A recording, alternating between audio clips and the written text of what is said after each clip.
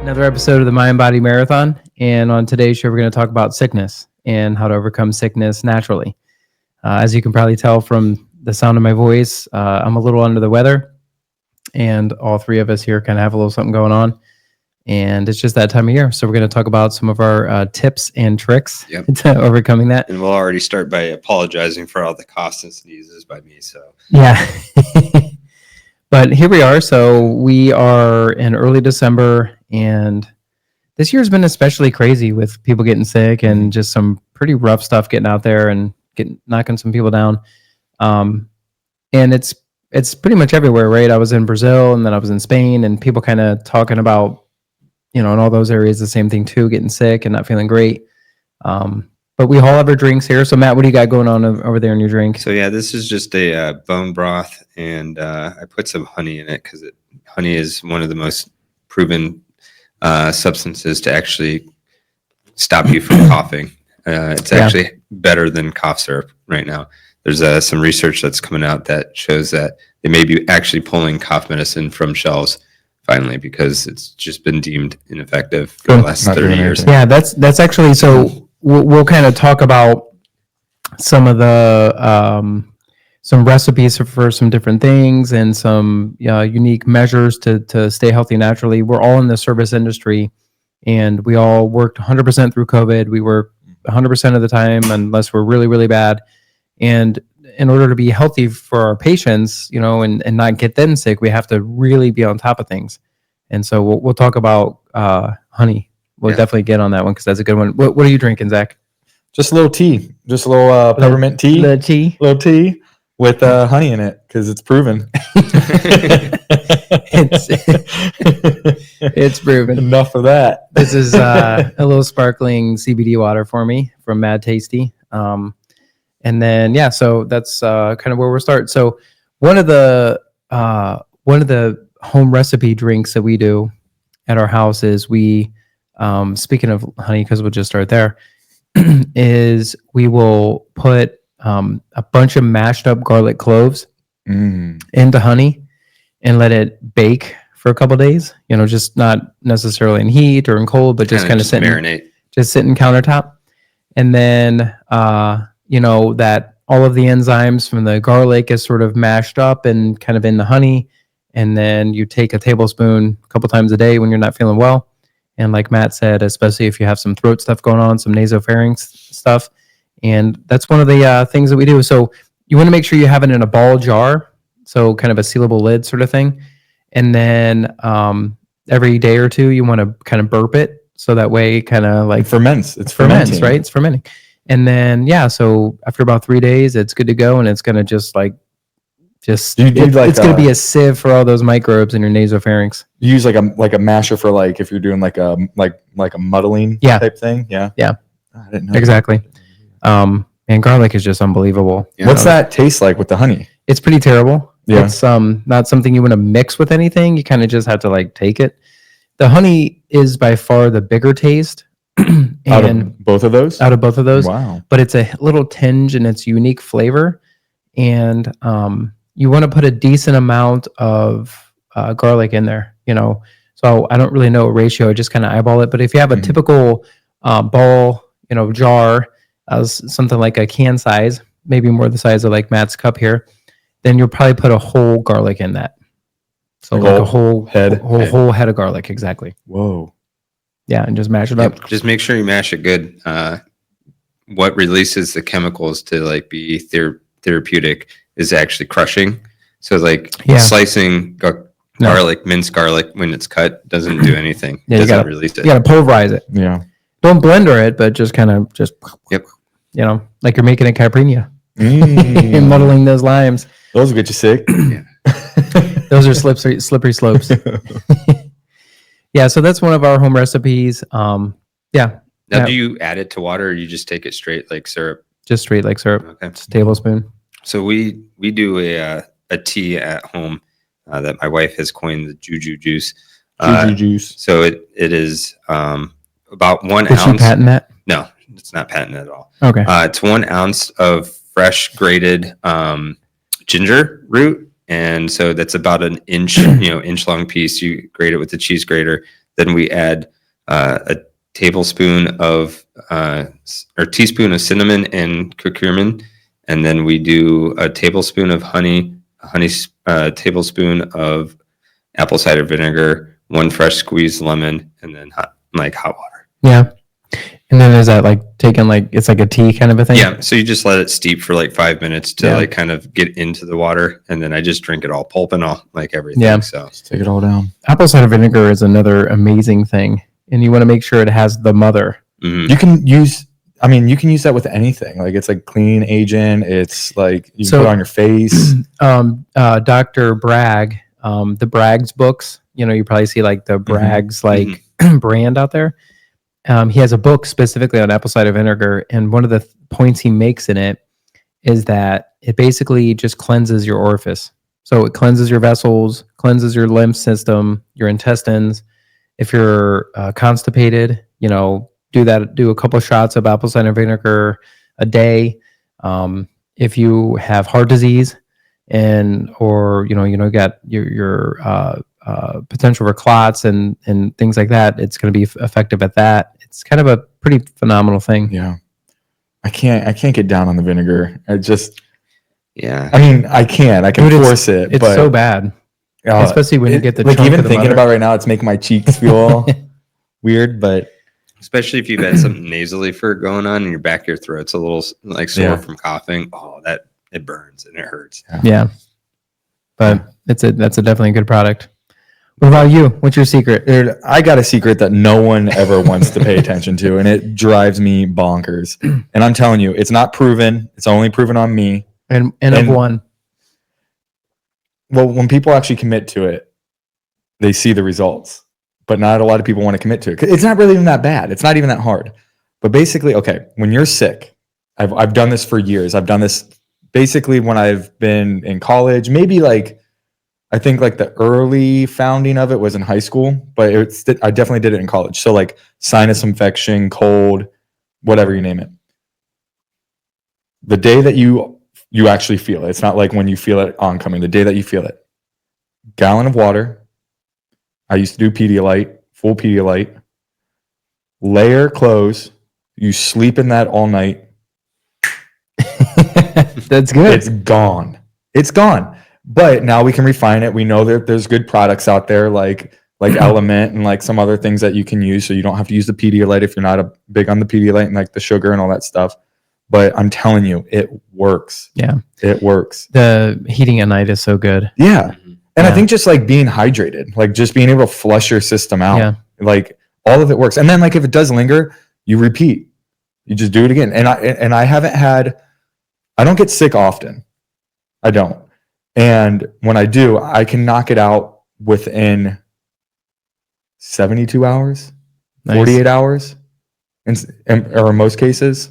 So yeah. It's not proven. It's not scientifically proven, but it's just common sense. It's common sense. You're hydrating and you're providing heat, which is why I wanted to bring up the topic of sauna.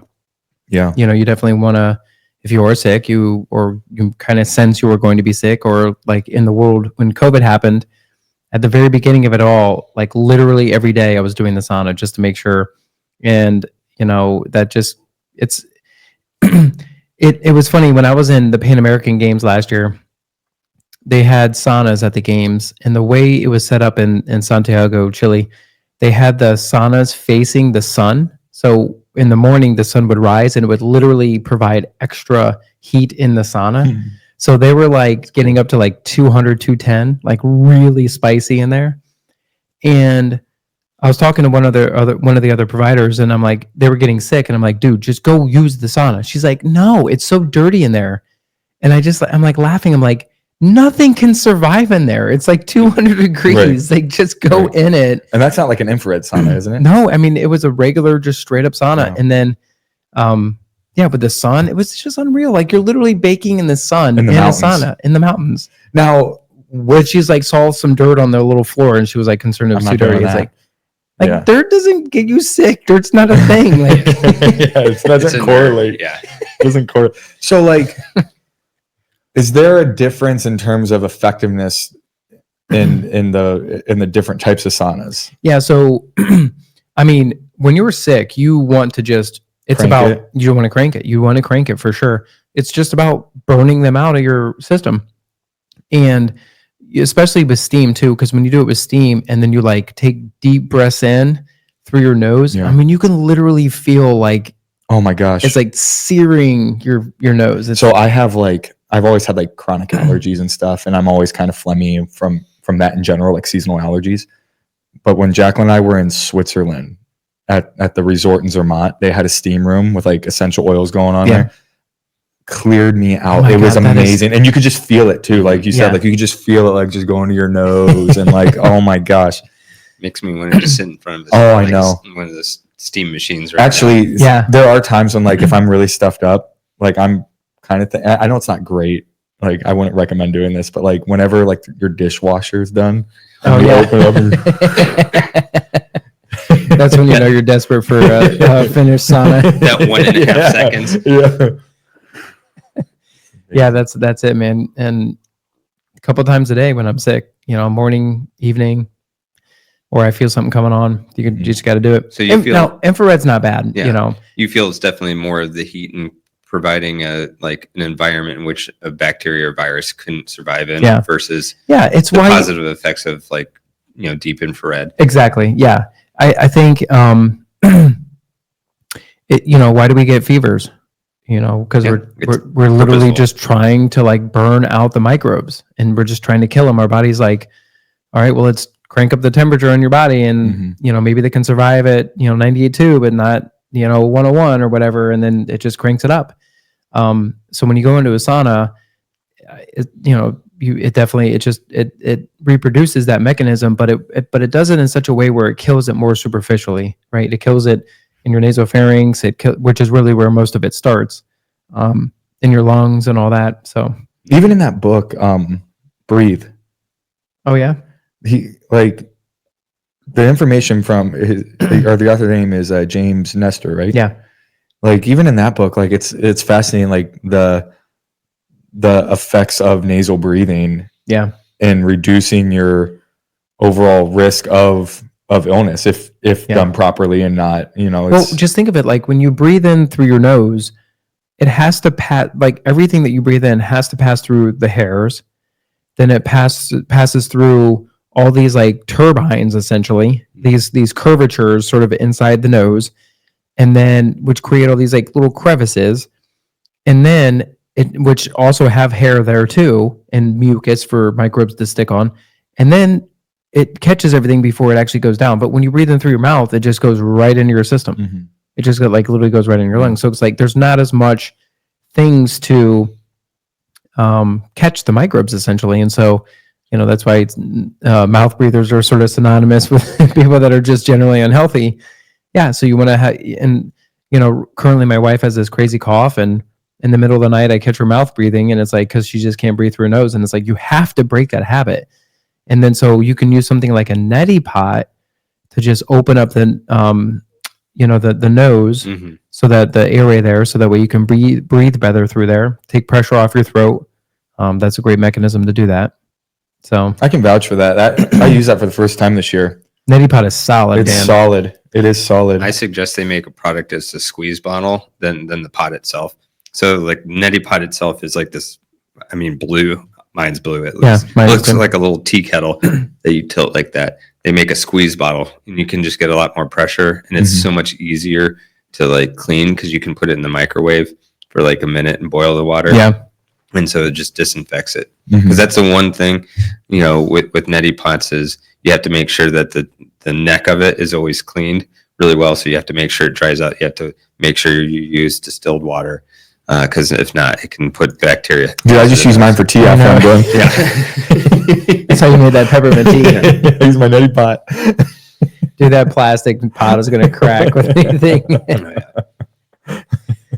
Yeah, but that's a good product. And what are you putting down in a neti pot? It's basically salt. Yeah. And so, and that's the other thing too, is like that's why gargling works just with basic salt, because exposure to salt, exposure to heat, is going to kill those microbes. But obviously when you gargle, you're not doing that through your nose, which a neti pot is sort of like gargling in your nose.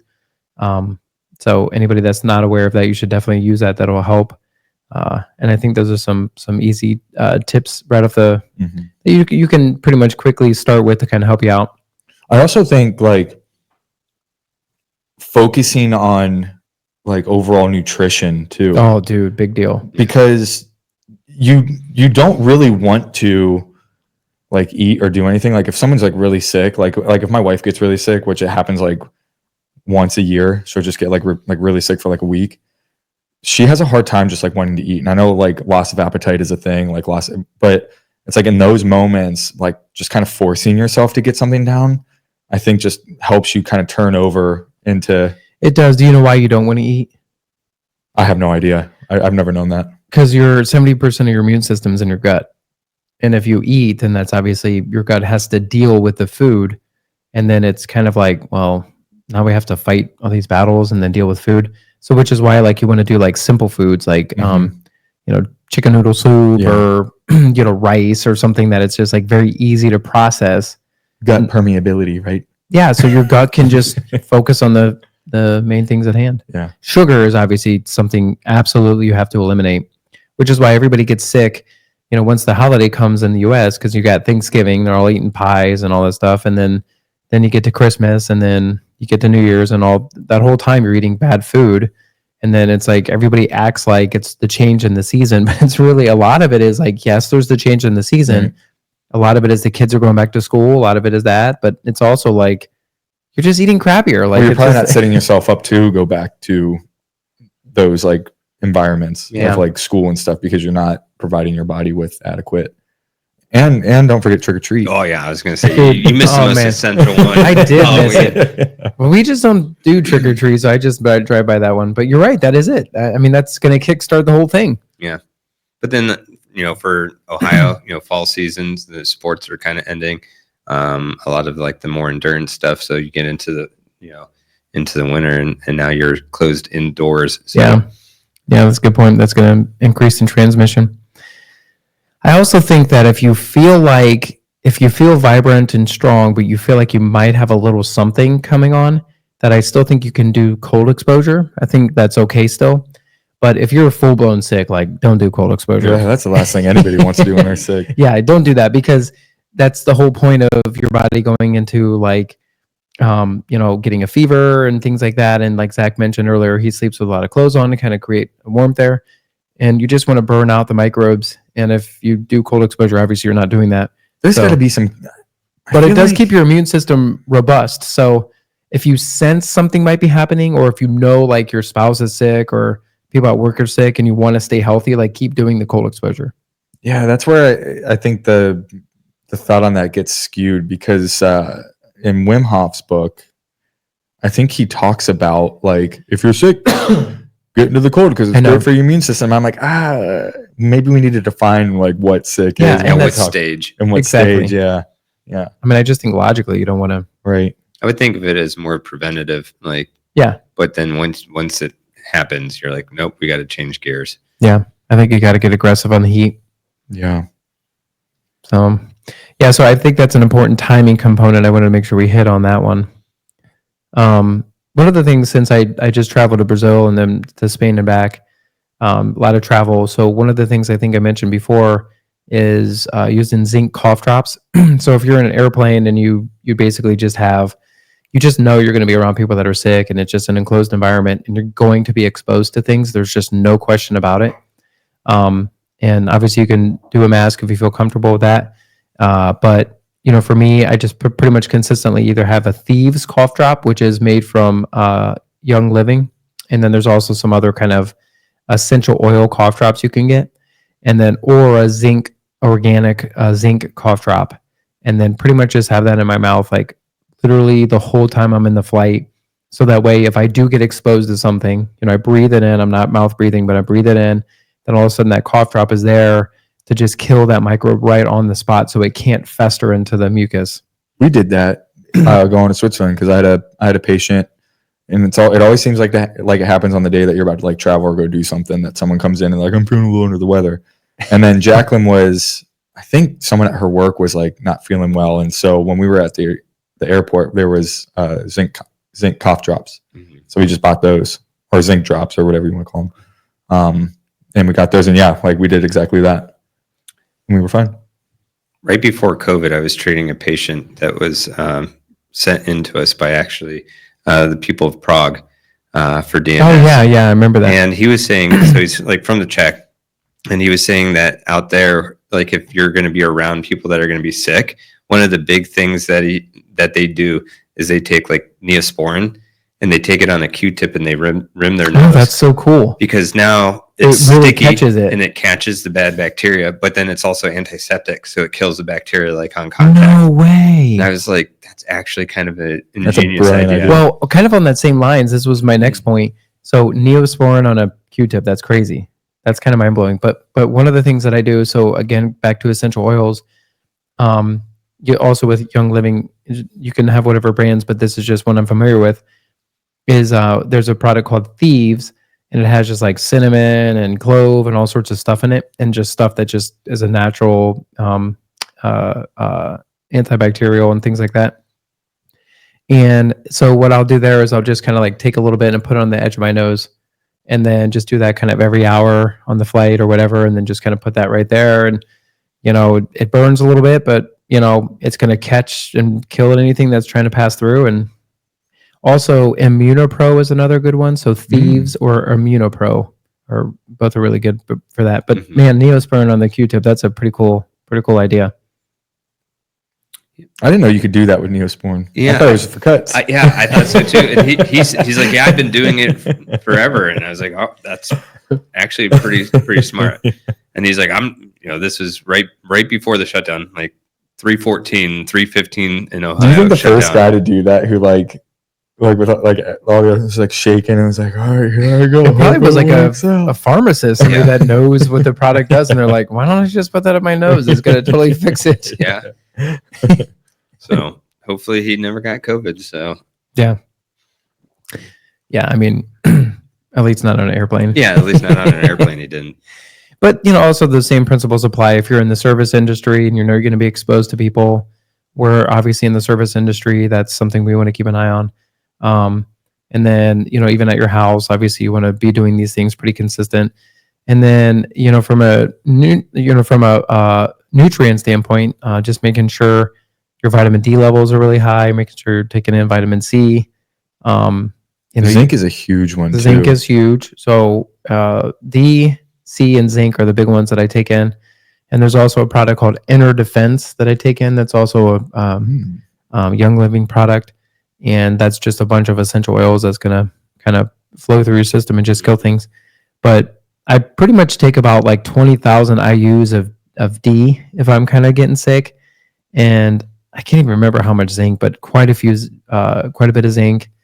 And then about 5,000 milligrams or 5 grams of vitamin C or so. And you could even take a little bit more than that, but that's kind of where I'm usually at. I usually take in garlic pearls as well. And that has helped considerably, especially for like earaches or anything sinus, but I'll usually do that. And A garlic pearl? Yeah. So like, like the vitamin like E, like little pearls, the clear things. Yeah. They make them in capsules with just garlic oil. Oh. And I would definitely suggest getting like the unscented ones Yeah. because they filter it. But I have to be careful when I eat garlic because my wife won't kiss me for the rest of the night. so they have two I don't blame kinds. her. I don't. They have two kinds, and one of them is like unfermented, and then the fermented one. And the fermented one tends to be a lot less potent. So I would suggest that, and I think health-wise, it's way more beneficial. Yeah. That's nice. I'm old school over here. I just go with it. I just Dude, go you hard. just Pedialyte it. Yeah, and just Pedialyte and just wearing hoodies. Now, okay, speaking of hoodies, what about like a little bit of exercise when you start to kind of get over the hump? Or Yeah. even When should you stop? when should you stop exercise? I mean, Yeah, just guidelines. yeah, I personally, so fighting microbes when you're sick is all about energy, right? And if your energy is very low, you can barely keep your eyes open, like coffee's not doing it, like you're just struggling for energy, like probably back off of fitness that day or two. That if you're healthy and you're avoiding sugar and you're eating naturally and just doing well with that, like that shouldn't take more than, a day or two to really kind of be the case. But yeah, I would say that's one of the bigger things for me. I like when I'm getting over the hump of sickness, and then I just go for a nice, like, low threshold run and just get a nice sweat going. I think that's great. Yeah. I've always done that. But generally, I try to be as active as I can through it and try to not mess with my overall system and my overall day-to-day routine. And then, but if, obviously if I'm like really, really, really tired, I'm going to just back off for a day or two. Yeah. That's how I approach it too. I'm usually pretty consistent. It's depending on like what the ailment is. If it's just like a headache or sore throat, I usually can run through it. But if it's lung, I'm just hacking up. It's just not fun. Yeah. But biking, I usually don't have an issue through, so I can actually sweat it out pretty well. Just throw on a hoodie or something. I ran my marathon, second fastest marathon, and my half marathon PR with bronchitis. I love stories like that. Yeah. I just love how people because there's like a sense of like just letting go. Like, all right, well, I'm sick, so I guess there's no pressure now. Just got to go out there and do it. And like they surprise themselves. And it's like situations like that. It really. You watch on the way back from Spain, I watched the movie Unbroken for the first time. I had read the book way back. That's what the Louise Amperini. Yeah. And I mean, like I am consistently, when you watch movies like that or you're exposed to books like that, it's like you're consistently reminded of how tough we can be. Mm-hmm. And like you said, like when I had that bronchitis, I'm like, I don't care, I'm racing. Like I had mentally prepared for this. And anybody that's read that book, if Louis can go through a hell like that, it's like I can certainly deal with a little bit of bronchitis for a marathon. Then it's okay. Yeah, it's like you're gonna be okay. Because for most of us, I mean, I tip my hat off to the people that like take it to the extreme, like the extreme measure of athletic performance in situations like that. But for me, I generally like want to continue to like train and perform. So for me, it's like if I'm in that position and I'm like, all right, well, I get to the halfway point and I'm not where I need to be, then I'm just gonna like bag it. Yeah. Yeah. Yeah, but I will agree with you earlier. We were talking about food, and I do think if you're just straight up 100% fasting, I don't know if that's a great thing to do, because I know a lot of people will do that when they're sick, and I've never felt like that was a good option. I think it is smart to kind of force a little something down just to kind of get kind of close to your energy demands of the day. But again, eating simple, understanding that you don't want to over stress the immune system and the GI tract.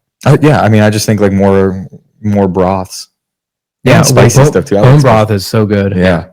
I mean, and then you're hydrating on top of it. Yeah. So. Right. Yeah. What I like to do is we get these organic bone broths from Whole Foods, and then I like to put the unflavored element in it, and that's so good. Dude, so it's like really salt. Yeah, it's that really is Salt so Lake. but it's like it's not overwhelming. I think it's like the right blend, and it's just pretty amazing. I want to make my own. My New Year's resolution is to get more involved with like making stuff like that. Yeah, it was funny. We went to this one restaurant in Madrid, and two of the guys we were with, they got this big cut of steak. It was the shank it was the whole shank essentially of the cow, and it came out and the bone was like this high off the plate, and then you just basically eat the meat around it. It was so wild how they did it. I'd never seen anything like it. It's literally like they took the whole thing and they just like roasted it in there. Well, at the end, the waiter comes over and he's like, you gotta eat the bone broth. Like you gotta eat the broth. And then they're like, well, how do we get it out? Well, he takes a literally a mallet and he's pounding on this, like, and this is like a really nice restaurant. And he's like pounding on the leg, and then all this like broth just comes like shooting out, and then you just like slurp it up. Yeah. Thanks, man. Yeah, it's like how did we know? We didn't bring our mallets. Yeah. But it was like so cool how he was just like, yeah, this is like the best part. Boom, boom, boom. And then you just like get your bread and get your spoon. And I love when you go to restaurants like that and the most important part of the meal is either like the broth or the sauce. Yeah. And the waiter's like, what are you doing? Like we've been to a couple restaurants where like it's like a good sauce and like we'll like eat whatever that is, and the person will be like, "You're not done yet. You got to eat that sauce." And you're like, "Oh, I didn't know that was like a thing." Yeah. And then it's like in the paella, they give you all the whole shrimp on there with the heads and everything, and you can see the eyeballs on there. So, and then what they tell you to do is they take the head of the shrimp, and then you're supposed to squeeze out anything from the head. Even the eyeballs? Well, no, but just like internally. Yeah. So just like the brain, essentially. Just like it's like a ketchup packet, like Put it on my hot dog. put it on my rice, my paella. Yeah, I think it's just so cool how different cultures and stuff like that. Like, you know, that's just their gig, that's their routine. Well, and they're more into like the quote unquote homeopathic remedies, like in other countries for the most part. Yeah, I know in Brazil they have a lot of that going on. That seemed to be it's big not thing. about like the Robitussin and the well, that's why this episode is about like natural stuff. Like obviously, like people are gonna get like, you know, go out and, you know, get some decongestants or antibiotics and stuff like that. And I personally don't want to really do any of that. And I'm not advocating people to not do that or to do it. It's just more like you should do whatever you and your doctor find is right. But in my mind, like I want to get my body to heal itself as best as possible. And so if I'm really in the gutter, then one of the first things I do when I wake up is I do, you know, 10 minutes worth of Wim Hof breathing, like aggressive, you know, Wim Hof breathing to just like break open my nasopharynx, just get it breathing, just get it moving, just get energy into that system so I can breathe through there. And then all of a sudden I'm hyper perfusing my body with oxygen. And so I have better energy now. And then that's a great way to start the day. And then whenever I feel like my energy is waning throughout the day, then I'll do that again and just stimulate myself. But I want to be as natural as possible. Yeah.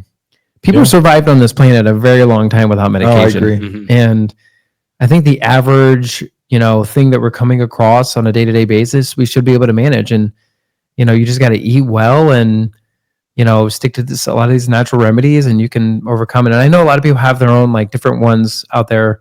And feel free to share with us, you know, some of your tips and tricks. But I think, you know, it's important for everybody to kind of have this go-to system. Like, oh, here we go. Like, let's start the process. Like Zach's got his routine, Matt's got his routine, so let's do it.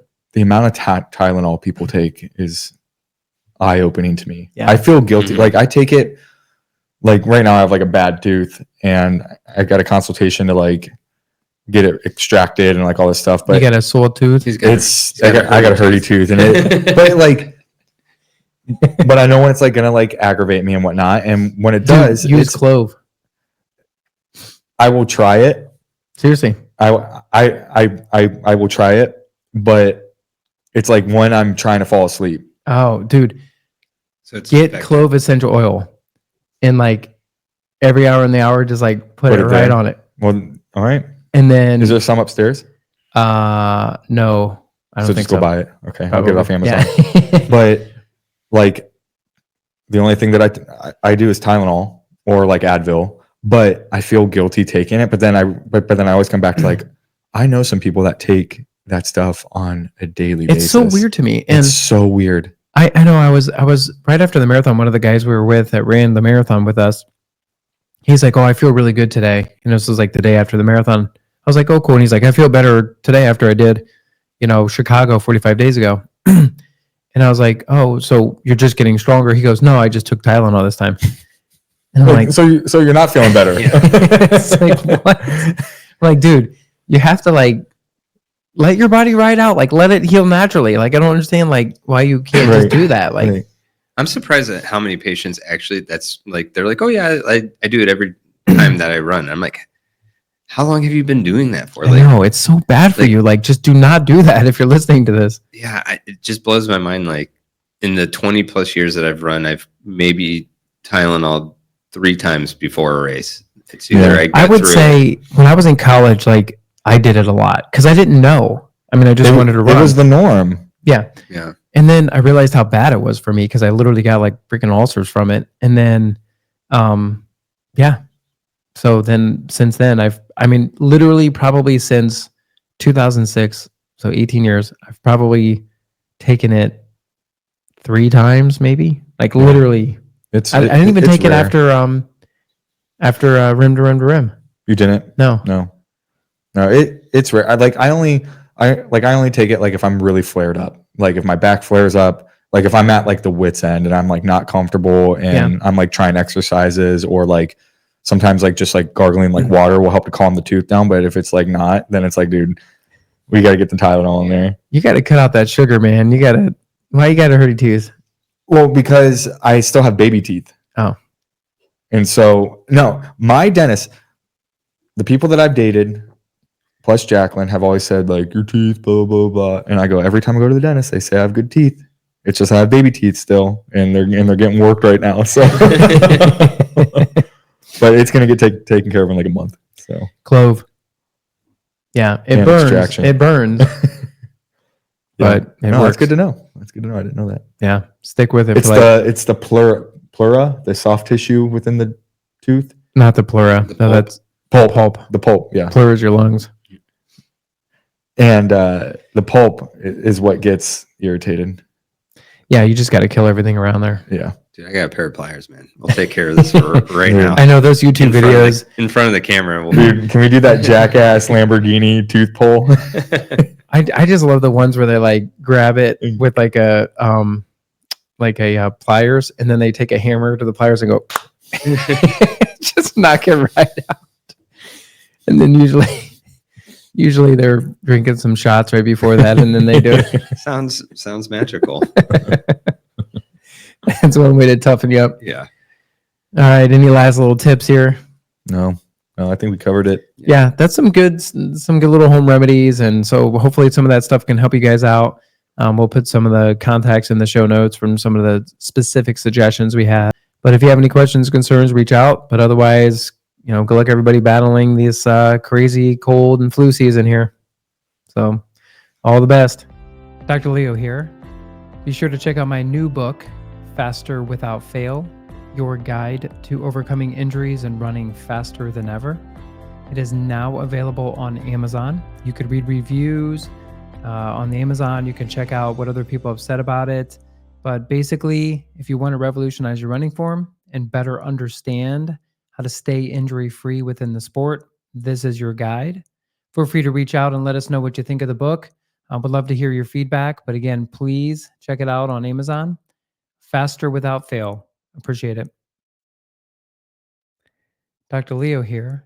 If you want to catch me in another setting, be sure to check out my YouTube page, Running Rehab, where you will find exercises on how to stay healthy with running, how to improve your running form, and a bunch of other tips and tricks on how to get over common injuries.